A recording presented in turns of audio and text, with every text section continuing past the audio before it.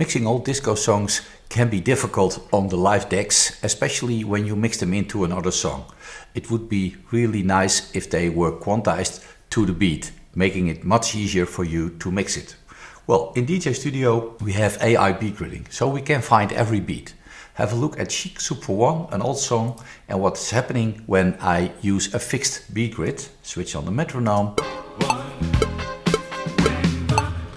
And you see it is off, and whatever you do, I can fix the fixed beat grid over here, but later on you see already it's running away. So the tempo is fluctuating. Also with old vinyl records that you digitized, you can have the same issues. Well, luckily we have AI. So when we switch on AI, you see the tempo differences in this track, and so you can hear we're now spot on every beat. And the cool thing with DJ.Studio is that we can follow this tempo. Well, if you want to play it in Serato, Virtual DJ or rekordbox, you don't want to follow this variable tempo, you want to get this track fixed. So it's pretty easy to do. This gray line is the official tempo. When I switch the tempo to manual, now the track will follow the manual tempo, this 115. So metronome is still good, but now every beat gets aligned to this fixed 115 tempo. So the only thing you now need to do, I don't want to have this variation at the end, so flatten it all the way to 115. And let's have a look at the master. Yeah, I'd like to limit on 0 and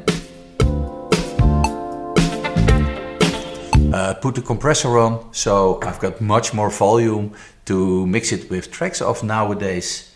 And well, this is basically all. And now export it and have this as a FLAC file. So now that the FLAC file is created over here, I can import this FLAC file back into DJ.Studio, and we'll see something really interesting. This track is now quantized. So if I would go over here to the track, set this one to AI, set the tempo to manual, and this new track is... Why must I be so depressed?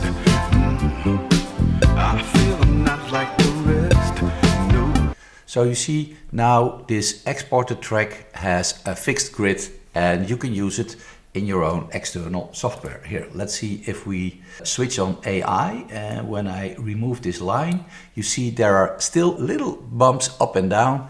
That's because we don't totally remove the groove of the mix. We just quantize it within 0.5% of variation.